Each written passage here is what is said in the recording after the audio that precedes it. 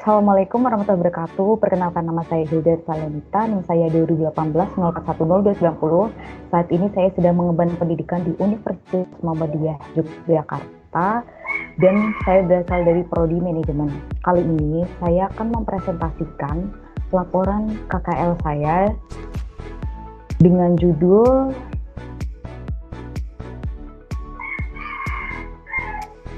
Strategi PT Penerbit Erlangga dalam meningkatkan motivasi kerja dan menjaga kualitas kerja karyawan. Langsung kita menuju ke bab 1, yaitu pendahuluan. Latar belakang dari Penerbit Erlangga yaitu merupakan perusahaan yang bergerak di bidang penerbitan dan percetakan buku. Perusahaan ini berdiri sejak 1952 dan berpusat di Jakarta.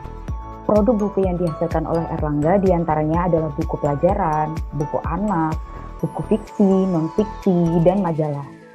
Penerbit Erlangga selalu mengutamakan nilai pendidikan, fungsinya untuk memberikan nilai-nilai edukasi bagi pembacanya.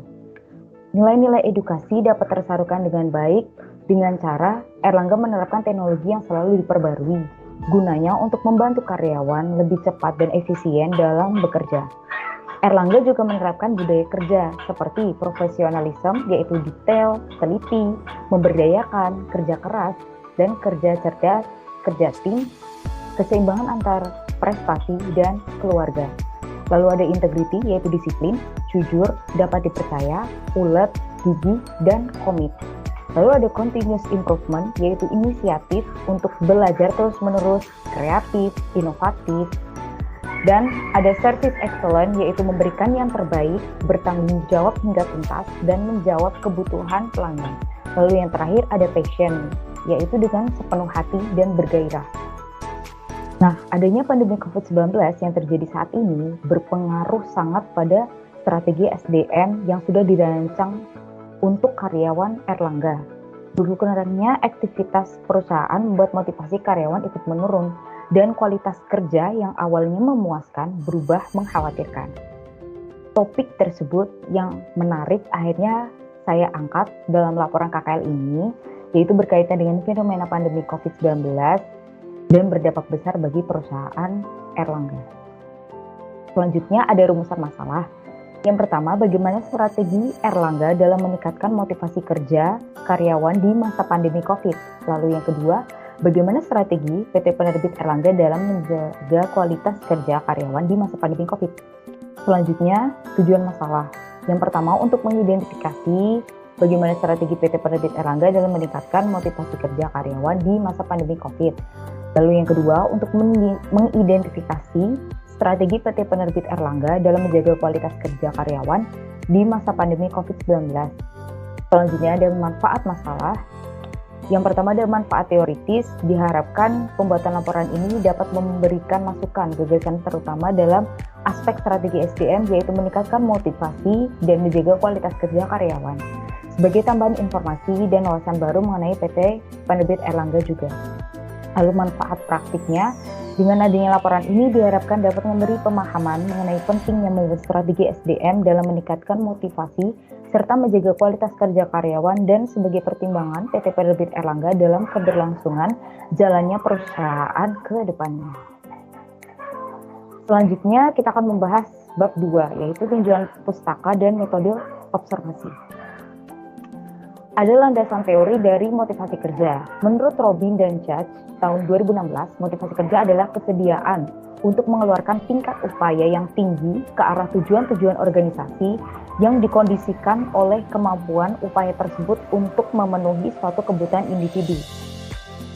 Nah, teori kebutuhan motivasi menurut MC Quellen, yang pertama ada kebutuhan pencapaian atau need for achievement. Maksudnya di sini adalah dorongan untuk melebihi, mencapai standar-standar dan berusaha keras untuk mencapai keberhasilan. Lalu yang kedua ada kebutuhan kekuatan atau need for power, yaitu kebutuhan untuk membuat individu lain berperilaku sedemikian rupa sehingga mereka tidak berperilaku sebaliknya. Lalu yang ketiga ada kebutuhan hubungan atau need for affiliation, yaitu keinginan untuk menjalin hubungan antar personal yang ramah dan akrab. Lalu selanjutnya ada landasan teori dari kualitas kerja, Jadi Dassler pada tahun 2016 mengemukakan bahwa kualitas kerja adalah keadaan di mana para karyawan dapat memenuhi kebutuhan mereka yang penting dengan bekerja dalam organisasi.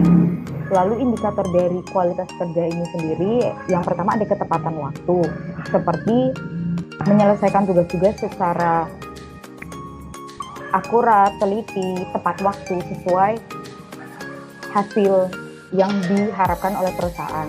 Lalu ada inisiatif, maksudnya inisiatif karyawan dalam menunjukkan perhatian kepada tujuan perusahaan dan kebutuhan perusahaan itu sendiri, bergantung hasil kerjanya. Lalu ada tanggung jawab, yaitu bertanggung jawab dalam menangani masalah yang ada secara efektif. Lalu ada kualitas pekerjaan, maksudnya dapat menggunakan jam kerja secara produktif dan dapat memanfaatkannya dengan baik. Selanjutnya ada metode observasi. Dari laporan ini, objek penelitiannya adalah PT Penerbit Erlangga. Lalu jenis datanya menggunakan data primer dan data sekunder. Data primer di sini maksudnya penulis menggunakan jenis data yang diperoleh dari wawancara. Lalu yang sekunder itu maksudnya penulis mengambil dari jurnal, website. Ada teknik pengumpulan, yaitu melalui group discussion, melalui Zoom meeting, KKL. Selanjutnya definisi operasional variabel. Variabel yang pertama, motivasi kerja, yaitu kesediaan untuk mengeluarkan tingkat upaya yang tinggi ke arah tujuan-tujuan organisasi yang dikondisikan oleh kemampuan upaya tersebut untuk memenuhi suatu kebutuhan individu. Indikatornya ada kebutuhan pencapaian, kebutuhan kekuatan, dan kebutuhan hubungan. Lalu, variabel kedua, kualitas kerja, yaitu keadaan di mana para karyawan dapat memenuhi kebutuhan mereka yang penting dengan bekerja dalam perusahaan atau organisasi. Indikatornya ketepatan waktu, inisiatif, tanggung jawab, dan kualitas pekerjaan. Selanjutnya kita akan membahas bab 3, yaitu pembahasan. Sejarah dari Penerbit Erlangga ini sendiri berdiri pada tanggal 30 April 1952 oleh Marulam Hutauruk. Erlangga mulanya hanya menerbitkan buku-buku pelajaran. Namun di usia yang sekarang lebih dari setengah abad, karena semakin dikenalnya kualitas dan kayanya ragam buku yang diterbitkan, akhirnya Erlangga tidak hanya menciptakan atau menghasilkan buku pelajaran saja.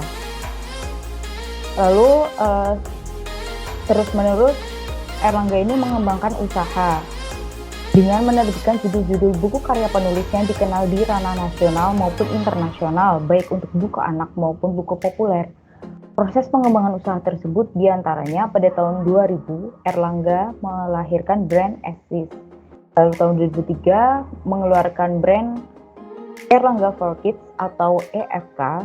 Selanjutnya di tahun 2006 mengeluarkan brand Esensi, disertai dengan hadirnya Eureka Book House, yaitu toko buku milik Erlangga. Kemudian tahun 2007 lahirlah Eureka Logistika, hingga di tahun 2009 berhasil menyelenggarakan Erlangga Fair.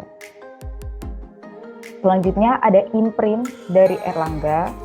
Yang pertama ada Essis, itu menerbitkan buku untuk bahan ajar sekolah dari tingkat SD hingga SMA atau SMK. Lalu ada Esensi, khusus menerbitkan buku bacaan populer seperti buku kesehatan, kecantikan, gaya hidup, info kuliner. Lalu ada SPS, yaitu buku-buku pelajaran SMA yang didesain dengan simple dan modern dengan layout yang menarik. Lalu ada Emir, khusus menerbitkan buku Islam, ensiklopedia, kajian Islam, hingga bacaan anak dan remaja. Lalu ada EFK atau Erlangga for Kids, khusus menerbitkan buku bacaan untuk anak usia awal dan memiliki visi untuk memberikan bacaan pertama yang mendidik bagi anak-anak. Berikut adalah logo dari imprint Erlangga. Ada Esensi, Essis, EFK, dan Emir. Lalu ada produk buku dari Erlangga itu sendiri seperti buku pelajaran, buku anak, fiksi, non-fiksi, majalah. Dan ini adalah gambaran dari buku-buku tersebut seperti buku SPS, yaitu buku pelajaran, ada buku IPA, PKN, IPS, lalu ada Erlangga for Kids untuk seperti anak PAUD, dan ini contoh-contoh gambaran bukunya. Selanjutnya ada pembahasan dari rumusan masalah. Yang pertama, bagaimana strategi PT Penerbit Erlangga dalam meningkatkan motivasi kerja karyawan di masa pandemi COVID-19. Jadi, untuk meningkatkan motivasi kerja karyawan, Erlangga menerapkan sistem kerja yang berbeda, yaitu bekerja dari rumah atau work from home. Cara ini diharapkan dapat meningkatkan motivasi kerja karena meskipun mereka bekerja di rumah, karyawan tetap bisa menghasilkan output yang bermanfaat bagi konsumen. Produk baru yang dikembangkan oleh perusahaan seperti e-book, aplikasi, video, mengharuskan karyawan lebih berkreativitas lagi atau berinovasi dan dalam menyalurkan edukasi. Selain itu, bekerja dari rumah juga lebih mendekatkan karyawan dengan keluarga. Nah, dari sini perusahaan mengharapkan hal tersebut dapat meningkatkan motivasi kerja karyawan. Perusahaan juga memberi semangat akan pentingnya menyalurkan edukasi melalui produk-produk baru yang dikembangkan guna meningkatkan daya tarik konsumen saat pandemi. Lalu pembahasan rumusan masalah yang kedua, bagaimana strategi PT Penerbit Erlangga dalam menjaga kualitas kerja karyawan di masa pandemi COVID-19 adalah dengan cara menciptakan suasana kerja yang nyaman dan menyenangkan. Jadi meskipun shift kerja berubah dan membuat sebagian karyawan bekerja dari rumah, perusahaan tetap memberikan fasilitas seperti jam kerja yang lebih longgar atau lebih santai dibandingkan saat kondisi normal, lalu memberikan vitamin dan obat-obatan untuk kesehatan karyawan saat di rumah atau selama bekerja, lalu memberi pelatihan tambahan guna mengembangkan produk baru yang sudah dikembangkan oleh perusahaan. Lalu, membangun komunikasi yang efektif agar dapat memantau karyawan dari jarak jauh dan dekat secara keseluruhan, serta memberikan apresiasi penuh pada karyawan yang telah berusaha semaksimal mungkin dalam melaksanakan tugasnya dan menunjukkan hasil yang terbaik. Lalu, kesimpulan dari laporan ini, dalam meningkatkan motivasi kerja, Erlangga mengubah sistem kerja sebagian karyawan untuk bekerja dari rumah. Tujuannya agar karyawan lebih termotivasi saat bekerja lebih dekat dengan keluarganya. Selain itu, perusahaan juga memberi semangat pentingnya tetap berproduktivitas selama pandemi berlangsung guna menciptakan dan mengembangkan produk baru untuk konsumen.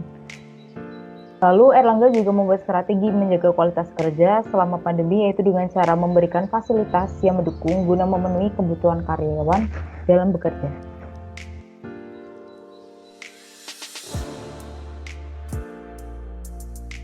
Sekian presentasi dari saya, semoga informasi yang saya sampaikan tadi dapat bermanfaat bagi kita semua.